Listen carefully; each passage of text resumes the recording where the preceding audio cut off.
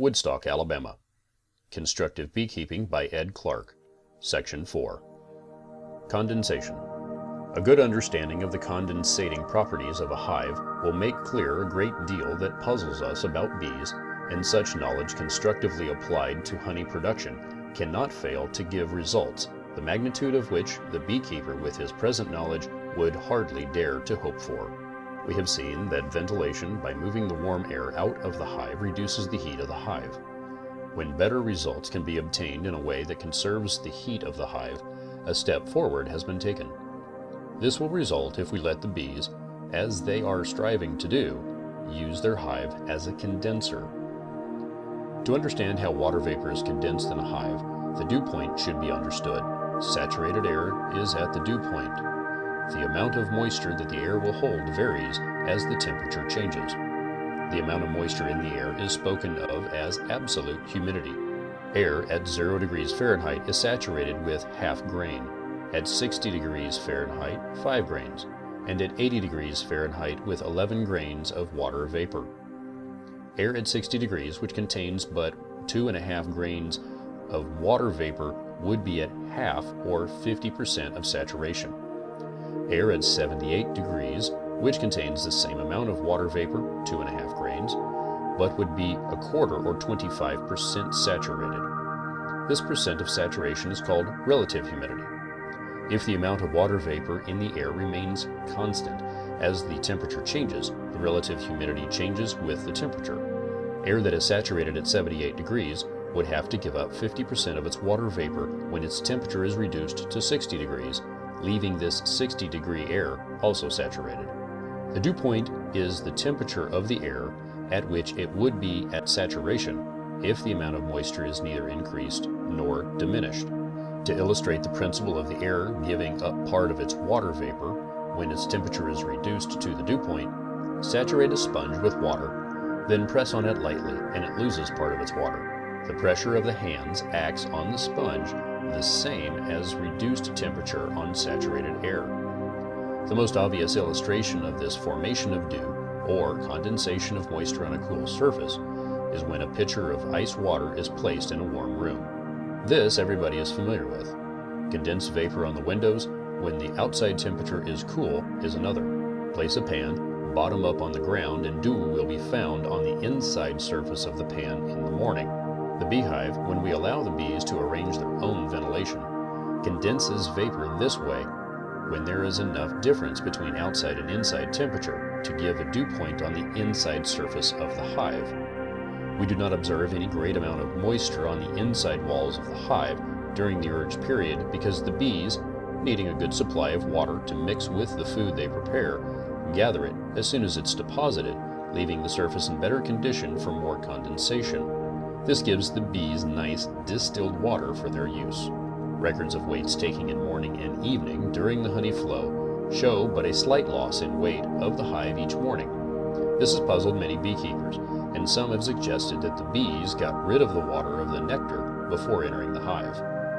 Let us look at this and apply this condensation theory. The bees evaporate the water from the nectar, condense it on the inside walls of the hive, then gather it as distilled water and mix it with food for the brood. The water has been evaporated, but the hive still retains it, and the hive weights have decreased but little during the night. We have all had some experience with dew, and have observed that all objects will not have dew on their surface in the morning, after a night favorable for the deposit of dew. The grass will be very wet, but the road is dry. A painted board is wetter than an unpainted one. The grass and the road are in contact with the air containing the same amount of water vapor. Any natural philosophy will explain this by the laws governing the radiation of heat.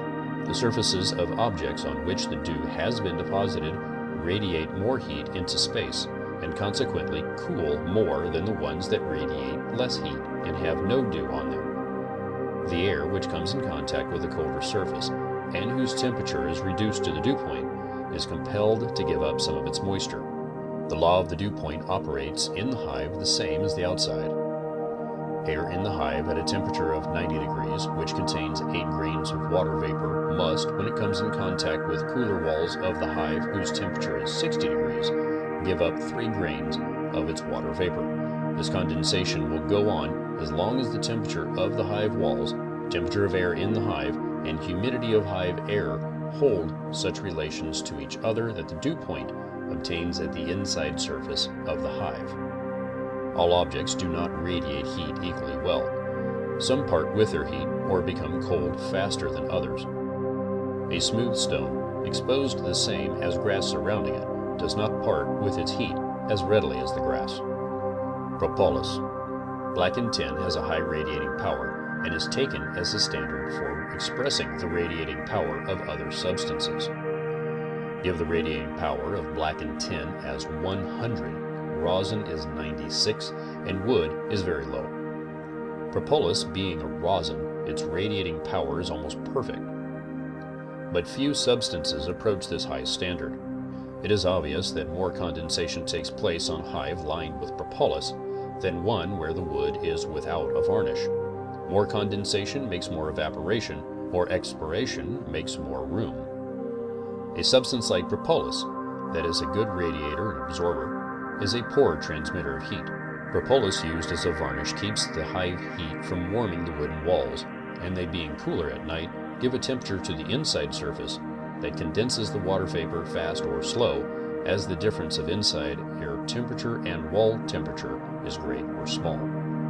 The bees, finding it necessary to separate a great deal of water from the nectar, dispose of it by evaporation, but instinct tells them that the air holds very little on cool nights in May and June.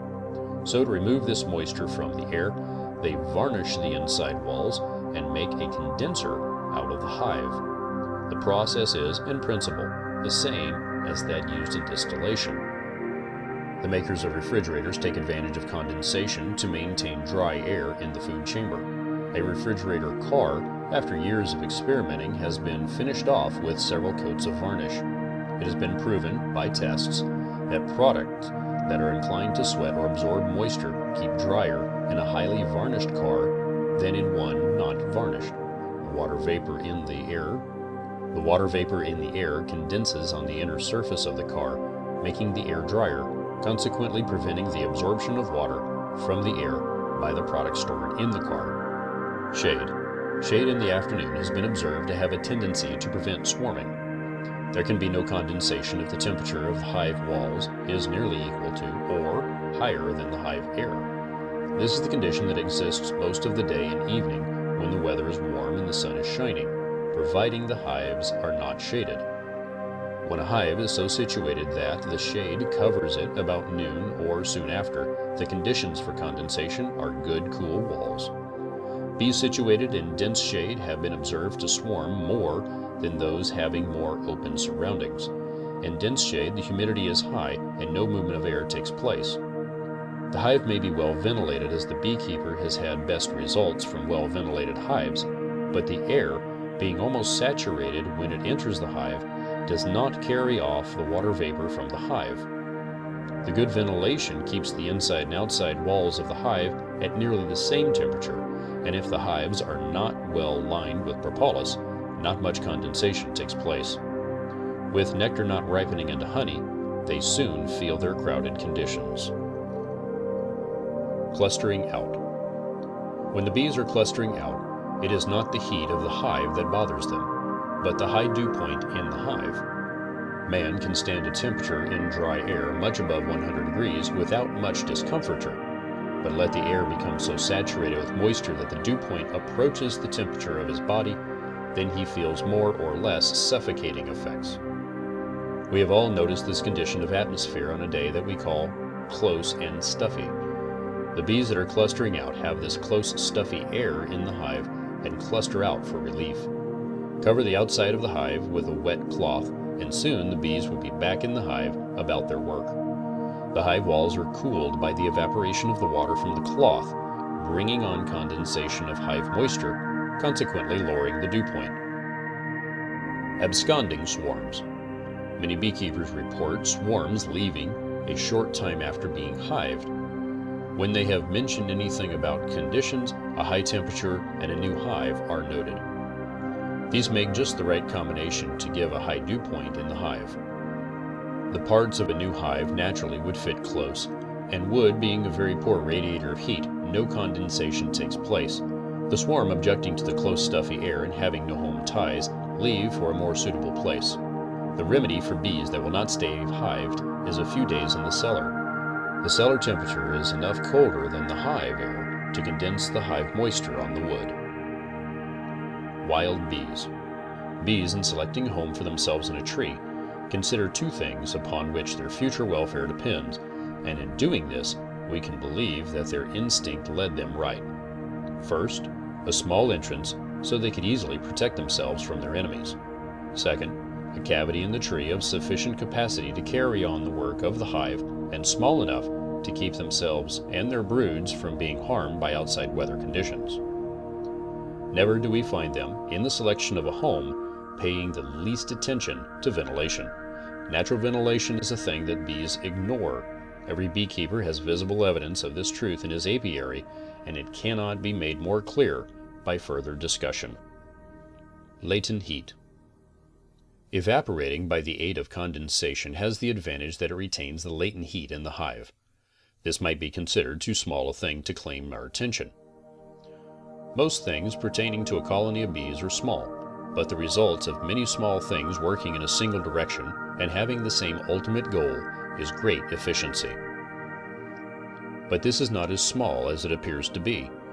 During the urge period, it conserves great quantities of heat for the colony. The bee's instinct leads them to give great consideration to things that make for economy. If 1 pound of water is evaporated in a hive, the water vapor into which this volume of water has been converted contains latent heat enough to raise 1,000 pounds, or about 4 barrels, 1 degree. In changing this back from a gaseous to a liquid state, the same amount of heat is given off in the hive. By ventilation, it is lost. Hive wall temperature. If a hive of bees is covered with a heating manure to keep it warm in spring, the colony will dwindle and become very weak. Hive walls are warmer than hive air, and no condensation takes place. For the same reason, bees in a greenhouse dwindle. They should be set where the hive walls can cool during the night. In some localities in spring occurs a succession of days during which the bees do not fly. They have young brood in the hive, and when they do not get condensed water from the walls, the increase is very slow. A colony of bees, small in proportion to the hive, does not build up as fast as one that is strong for the size of the hive. When bees are not able to heat the hive air above the temperature of the walls, no condensation takes place, and when the bees cannot fly, no water is available for domestic purposes. How many beekeepers have stopped to consider where the bees got the water to rear brood before the first flight? Distillation tells the story. Condensation tells many a story to explain bee behavior. Can you wonder at the awe and amazement with which I approached this phase of bee economy? When brought to a realization of the wonderful instinct that led the bee into the realms of physics to select propolis, one of the best substances nature has, to bring their work up to a high state of efficiency. This instinct tells them that freer evaporation obtains when the water vapor is being freely condensed on the inner walls of the hive. It tells them that water can be evaporated in any air with a temperature 20 degrees lower than that liquid. It tells them that this water can be condensed readily on the propolis-covered walls of the hive. Wonderful is the instinct of the bee. Constructive hive. The hive that condenses the most water vapor and leaves it so that the bees can dispose of it is the hive in which we find the contented bees. This water vapor may be allowed to pass from the top of the hive and be condensed the same as the condensing chamber of a still, but by this process the bees are deprived of the water, the same as when the honey is ripened wholly by evaporation. It has been shown in the chapter on evaporation that for every pound of honey ripened in the hive, the bees, when they use the condensing system, have for their domestic use from 2 to 4 pounds of water. This amount of water is from 60 to 80% of what the nectar the bees brought in that day. Now when this water escapes from the hive, and they have to make special trips for water to take the place of this which has escaped, it is obvious that the bees that have to go for water will reduce the number of nectar-gathering bees. This percentage can only be speculated upon but it runs from 20 to 60% of the field force. When all the field force persist in gathering nectar, as I am almost certain they do at times, the brood is restricted. What the bees want is a hive that is a good condenser and that retains the condensed water on the inner surface of the hive. The nurse bees can then gather it as they want it. We will have to give the bees credit for being efficient, and it follows that they do not evaporate the water from the nectar that they mix with the food for the brood, but from the surplus. But there occurs a day or a succession of days during the urge period when no nectar nor water are brought in, and these are the days when condensed water from a humid atmosphere brings contentment to the colony. The hive, that from years of experimenting and close observations of weather and hive conditions give these results, I will now try to describe. All my hives are factory-made, 10-framed Langstroth dimensions. All flat covers have been set aside and telescope covers substituted. No inner covers or honey boards are used. This cover rests on a rabbeted cleat that extends all around the hive. This cleat is fastened at a proper distance from the top of the hive body to allow a bee space between the upper edge of the hive body and the cover.